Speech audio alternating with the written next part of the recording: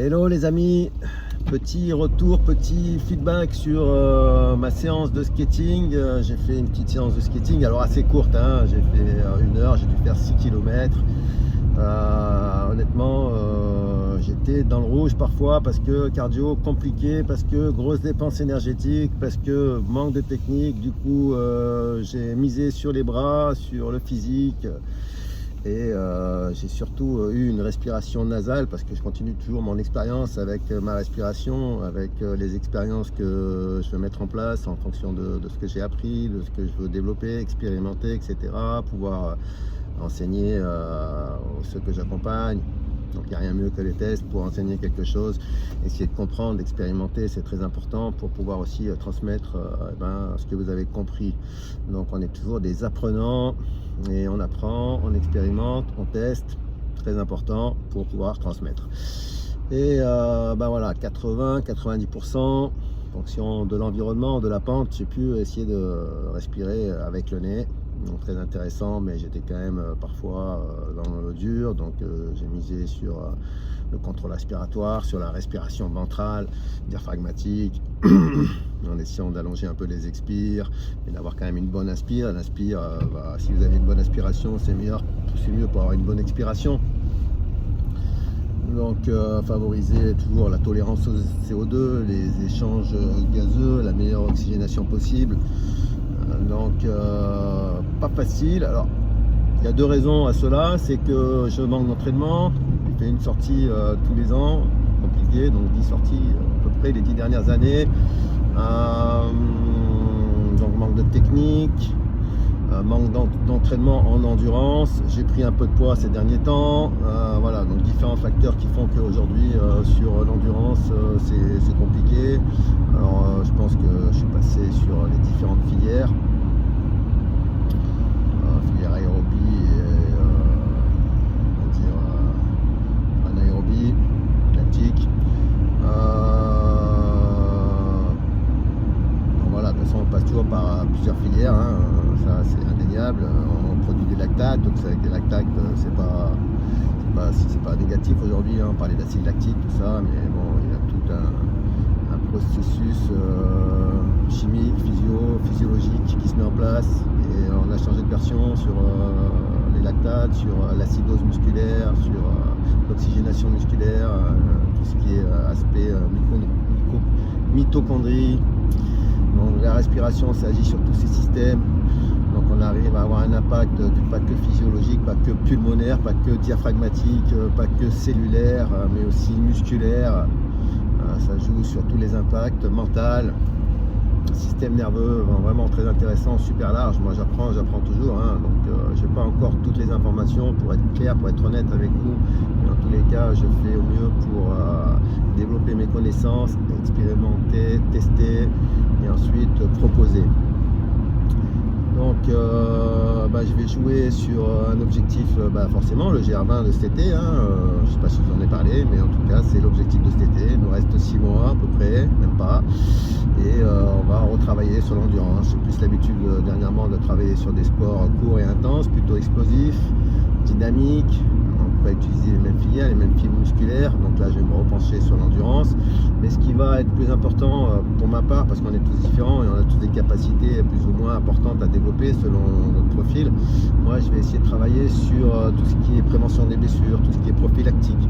Alors sur le GR, grande portion, grande journée de randonnée, entre 10 et 28, ça dépend des étapes, kilomètres, entre 1005 et 2000 de dénivelé positif et négatif. Donc c'est là-dessus qu'il va falloir travailler sur tout ce qui est contraction musculaire excentrique, ce qui est vraiment un impact musculaire très important. Ça cause des lésions musculaires sur la partie excentrique, les descentes, les longues descentes, les descentes assez techniques en plus.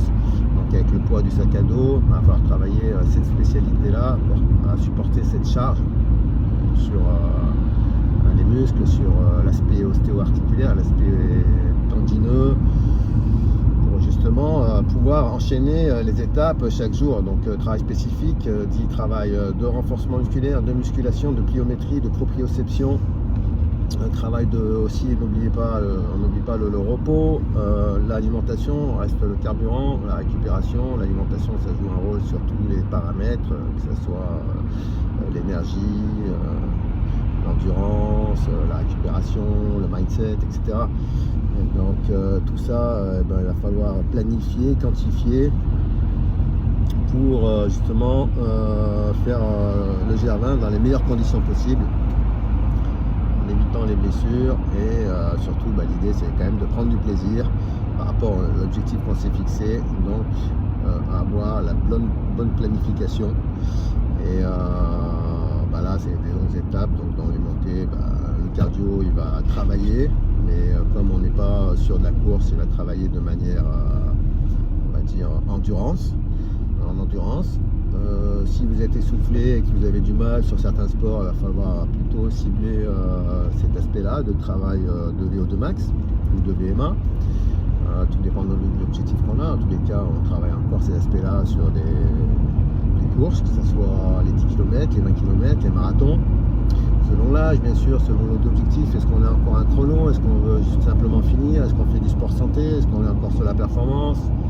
Voilà, tout ça dépend d'un tas de paramètres et en fonction de tout ce qu'on a ciblé comme objectif, comme objectif de résultat peut-être, on va planifier, quantifier, choisir le bon entraînement, la bonne charge physique. Et bien sûr, on n'oubliera pas l'aspect mental qui est très important. L'idée, c'est pas toujours de performer, pas toujours d'avoir la montre, on dit le regard, le chrono, pour à tout prix être dans une sorte d'ego. C'est assez frustrant, des fois il y a des personnes qui ont du mal parce qu'elles ne réalisent pas le temps souhaité, l'objectif souhaité de performance. Alors c'est pas grave, ce qui compte c'est de pouvoir durer, il faut se faire plaisir le plus longtemps possible, donc pensez surtout à ça, hein. La performance c'est pas toujours en lien avec le sport santé, avec bien vieillir. Il faut doser, faire attention, un temps pour tout. Bien sûr, quand on est sportif, on a toujours un peu envie de se dépasser, mais on peut se dépasser sans forcément vouloir faire 3h30 au marathon. Il y a différentes formes de dépassement de soi qui sont très intéressantes, qui peuvent être physiques, qui peuvent être intellectuelles, émotionnelles. Donc voilà, pensez à faire les bons choix par rapport à ce que vous allez mettre en place, l'objectif de votre avenir, de votre santé.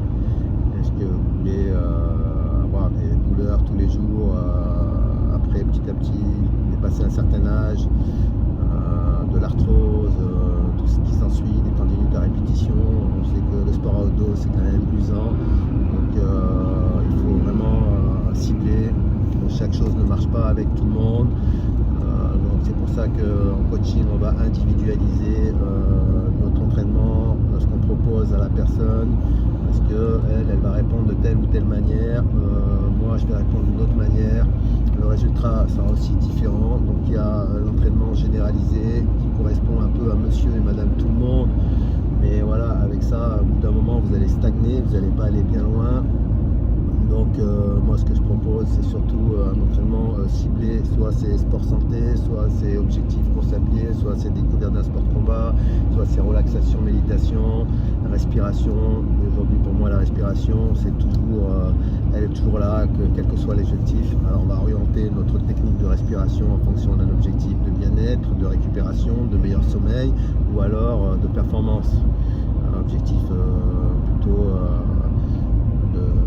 réalisation d'une épreuve dans les meilleures conditions possibles, avant l'épreuve, comment on va gérer cette épreuve, comment on va se préparer physiquement, mentalement, quelle respiration on va utiliser pour être bien, pour être détendu, pour gérer le stress, pour gérer la récupération après l'épreuve, pour pouvoir bien repartir, et que ce soit à l'épreuve ou les entraînements.